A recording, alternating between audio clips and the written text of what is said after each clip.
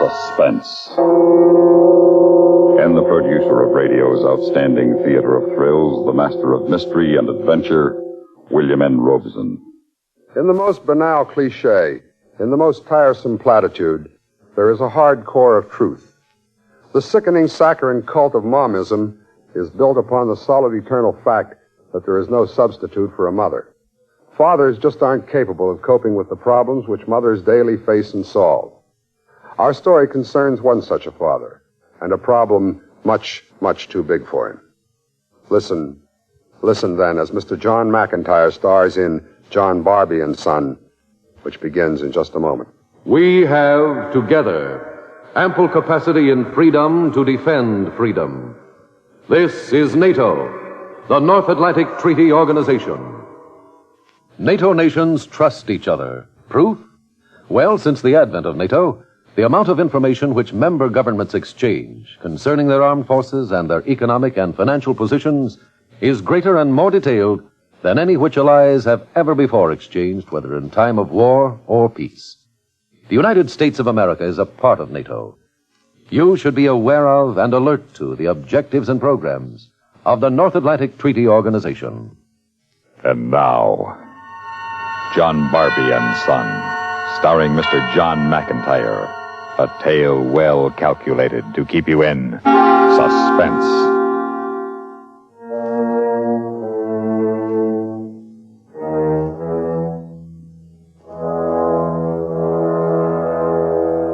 I'm afraid, Mary.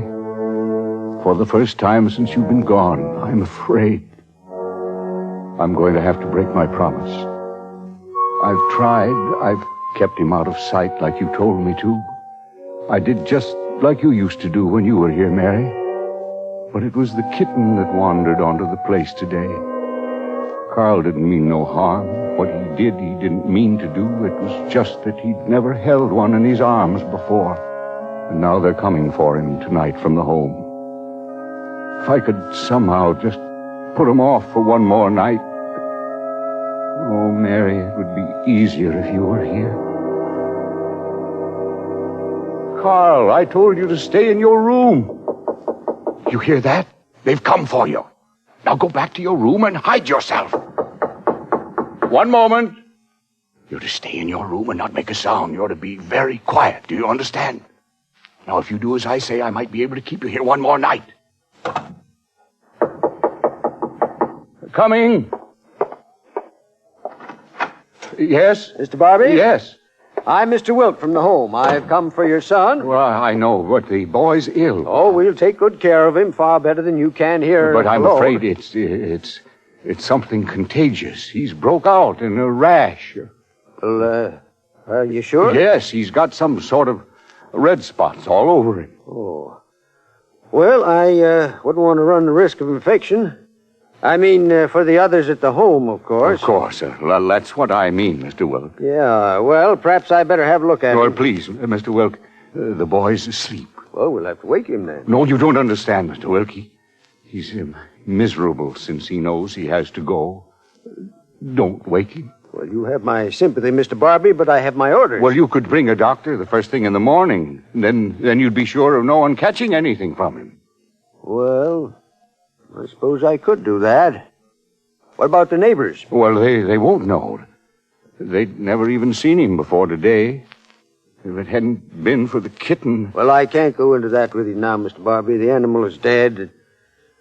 However, under the circumstances, it might be better if I brought the doctor back with me in the morning. Yes, thank you, Mr. Wilk. Thank you. But the boy is not to leave the house. Now, you understand? Yes. Uh-huh. All right, we'll be here at 9 sharp in the morning. Good night. Good night. Good night.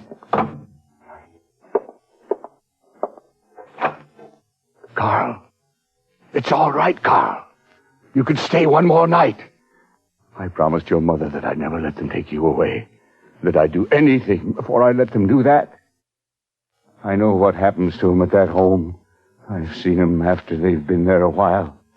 They'd be better off. I know what we'll do, Carl. We'll go away. Tonight. Just you and me. We'll go so far away they'll never find us.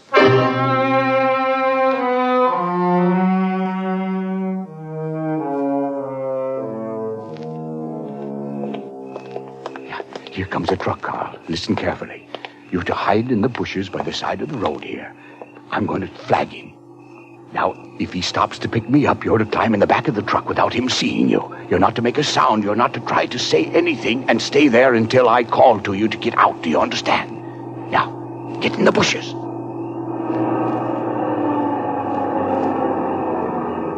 Hello, senor. You have some trouble? Could you give me a ride to San Diego? Oh, sure. Come on, get in. Thank you. Oh, just a moment. What's the matter? Something is wrong? My glasses. I seem to have lost my glasses. Had them a minute ago. I'll just look around back here. You need a flashlight? No, never mind. Now, get in the back of the truck, Carl. That's a good boy.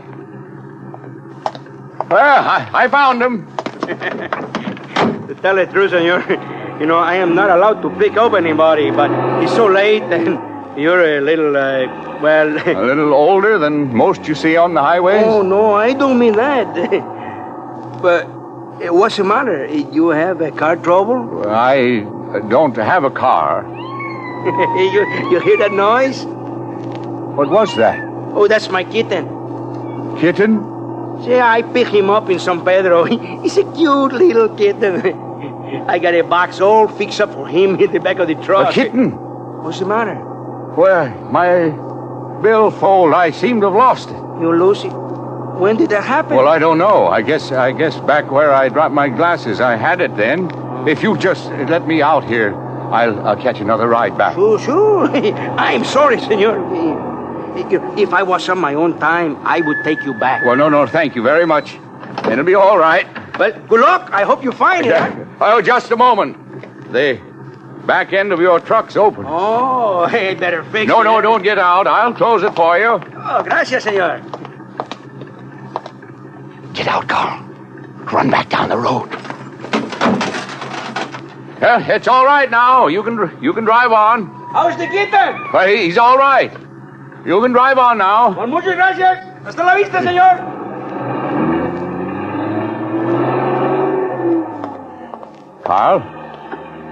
Carl, you don't have to hide anymore. He's gone now. You're a good boy, Carl. You did just like I told you to.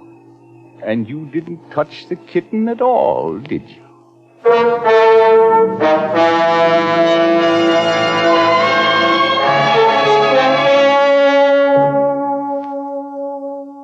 In a moment, we continue with the second act of Suspense. In the democracy in which we live, the concept of the Medal of Honor is something which goes beyond the medal itself, something which goes beyond the deeds of valor. The concept is not a material thing. It is an idea, an ideal, which springs from the deepest roots of all that is best in humanity.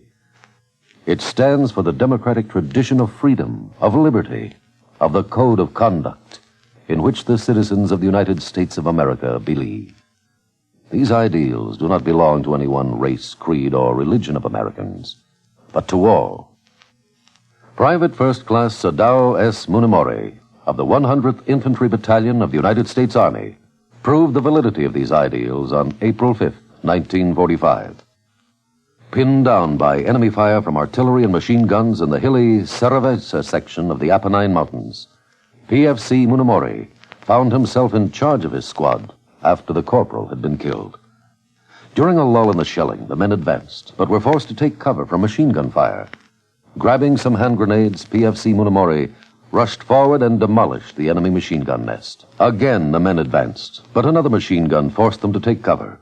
Munimori continued his assault with grenades and destroyed another machine gun.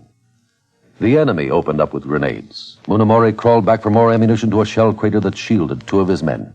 As he reached the edge, an enemy grenade bounced off his helmet and into the crater. He immediately dove into the crater and smothered the deadly grenade blast. For saving two lives at the cost of his own, Private First Class Sadao Munimori was awarded the Medal of Honor. Devotion to his men and to his duty exemplified the highest ideals of the code of conduct. And now, starring Mr. John McIntyre, Act 2 of John Barbey and Son.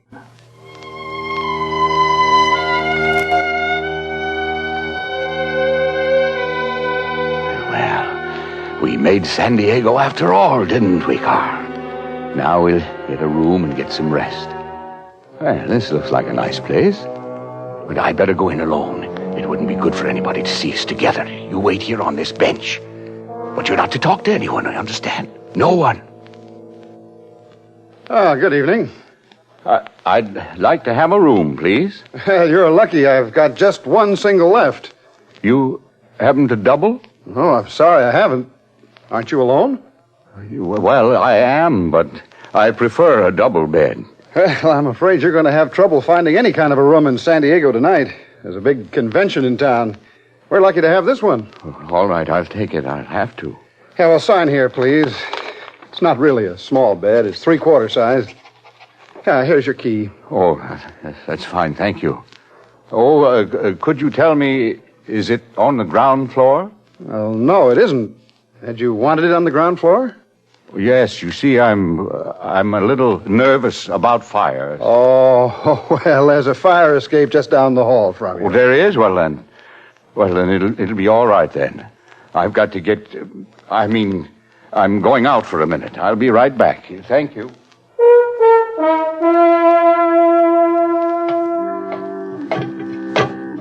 I'm right behind you, Carl. And nothing to be afraid of. You've never been on a fire escape before, have you? Fun, isn't it? Only a little ways now. Here, take my arm. Here we are. Now you stay back until I look in the window first. See if anyone's in the hallway. It's all right. Now, come on, I'll help you through. Someone's coming. Stay out there. No, Carl, stay out there on the fire escape. Don't make a sound. Oh, Mr. Wilson. Oh, hello? Well, aren't you in the wrong end of the hallway? Well, yes. Can't you find your room? Well, yes, but I was just looking around. Oh, the fire escape. Yes, Yeah, I see. You wanted to try it out, huh? Well, I am a little nervous. Yes, well, I understand. Would you like me to show you how to get out on it? No, thank you. I've been out there already. You have? Well, you feel better about it then, Yes, huh? yes, thank you. Well, is there anything else I can do for you? No, I'll be getting to my room now. I guess we better close this window. That fog's getting pretty But thick. I'll close it. Well, good night, Mr. Wilson. I hope you sleep well. Good night.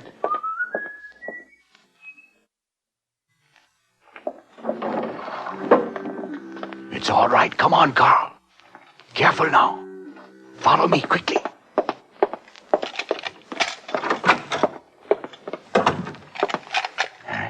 You hungry, Carl? I'll get us something to eat. Then we'll get a good night's rest.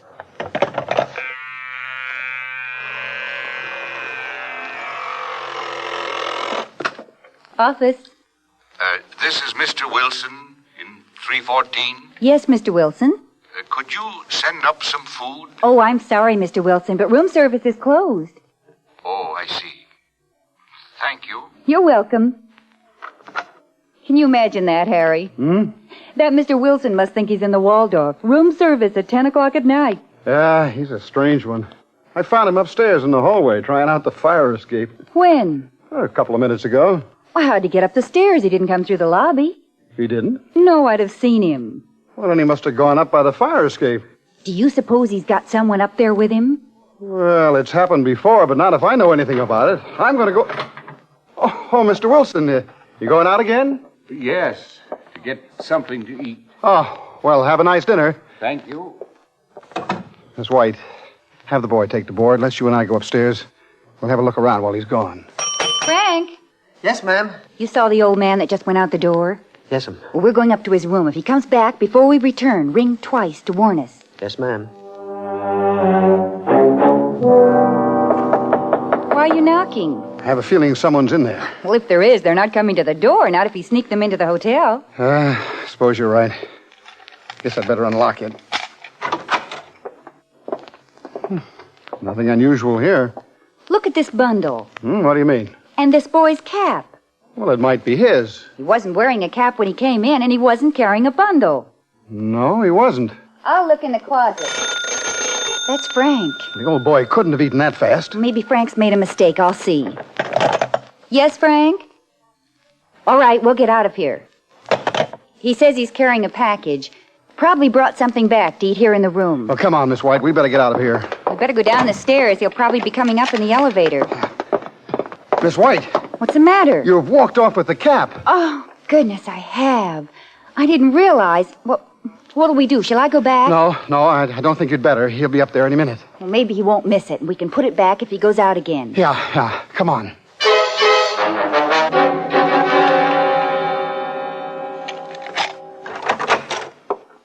Carl? Carl? Where are you? What are you doing in the closet, Carl? Was somebody here? Somebody has been here. Where's your cap that was on the bed? Who was here? Good evening. Like to see the manager, please? Oh, well, he's not in. I'm in charge. Could I help you? Yes, I'm Detective Bowen. Here's my identification. Oh, yes. We're checking hotels in the vicinity for a certain John Barbey. Have you anyone registered by that name? No, I don't believe I have. What kind of a looking man is he? Well, he's an older man, about his 50s. He's... Well, there's an old guy checked in about an hour ago, but he's registered under the name of Wilson. Yeah, here it is, John Wilson. He might be the one you're looking for. Have a hunch he is. Is he in his room now? Why, yes, he went up a short time ago. I'd like to go up. What's the room number, please? 314. Is it something serious? Yes. Murder.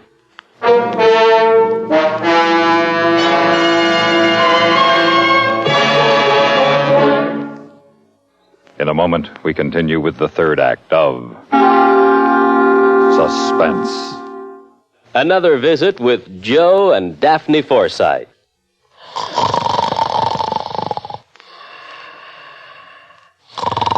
Joe.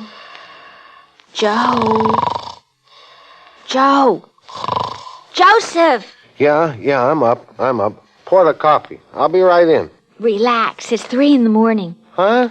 I said relax, it's 3 a.m. I was relaxed. Daphne, why did you wake me up? Well, I was just wondering what happened to our savings bonds. You were what? I had a dream. I dreamed you lost all of your money and all we had left were our savings bonds. I see. So I just wanted to make sure they were all right. They're all right. They're with the other important papers. You're sure? Of course I'm sure. Well, I just don't want anything to happen to them. Savings bonds are the most secure form of investment. Why, the whole faith and credit of the United States stand behind those bonds of ours. Uh-huh. So they're even better than dollars in your pocket because the government stands behind them and protects them. Uh-huh. And they protect us too, Joe. Every bond is an investment in our country, in our security and freedoms. Joe? Well, how about that? He feels so secure he went back to sleep. Good night, darling. And now, starring Mr. John McIntyre, Act 3 of John Barbey and Son.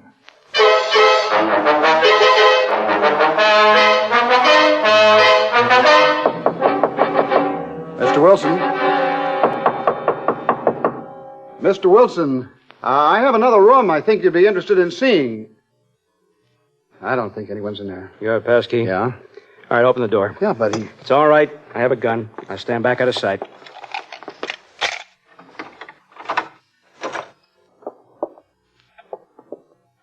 There's no one here. Now look back at that door. No. Oh, here, maybe the closet. No, nobody here. Say, he must have had somebody with him after all. Oh, what do you mean? Well, he registered alone, but the way he was acting, I suspected there was someone with him. Look on the dresser there. 2 bottles of milk, 2 sandwiches. They haven't been touched either.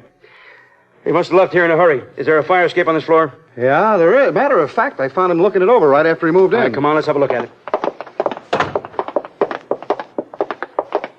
Yeah, the window's open. Must have gone out that way. Let's have a look outside. There's no one down below. He must have just missed him. Look, Mr. Bowen. Where? Somebody up there above.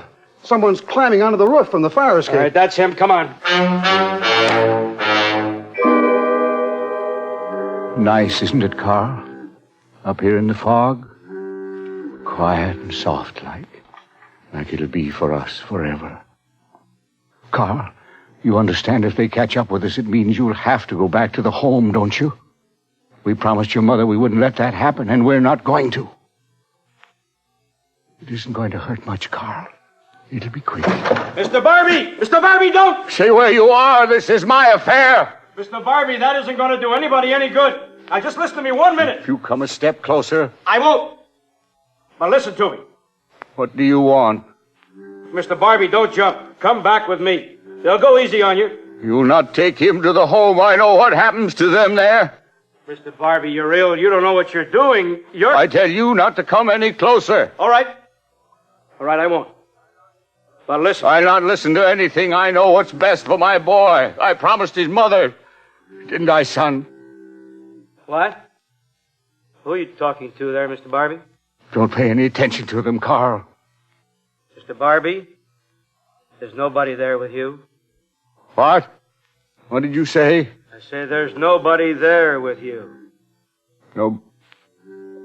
Kind of a trick is this? You're just imagining things.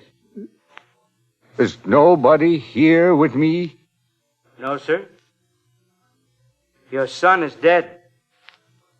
And what you're going to do now won't help anything. My son is here by my side? No, Mr. Barbey. No one's by your side. You're trying to confuse me to keep me busy talking so that fella can sneak up behind me. Is that it? Oh, Mr. Barbey. Mr. Barbey, we're just trying to save your life. Come back away from that ledge. Let us talk to you. No, I've had enough of your tricks. Carl, are you ready? It won't hurt much. Take my hand, son. Take my hand. No, Mr. Barbey, no!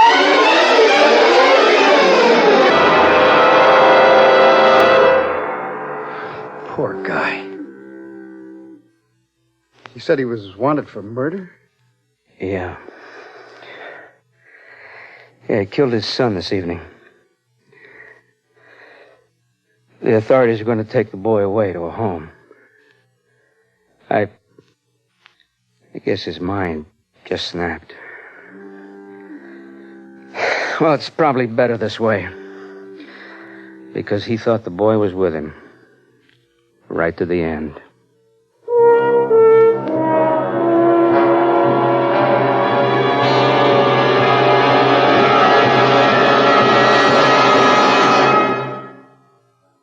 Suspense, in which John McIntyre starred in William N. Robeson's production of John Barbey and Son, written by Mel Donnelly.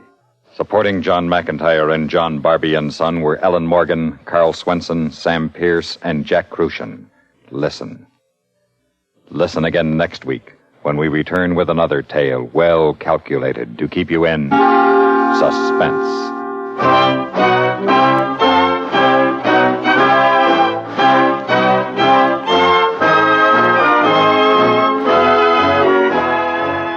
This is the United States Armed Forces Radio and Television Service.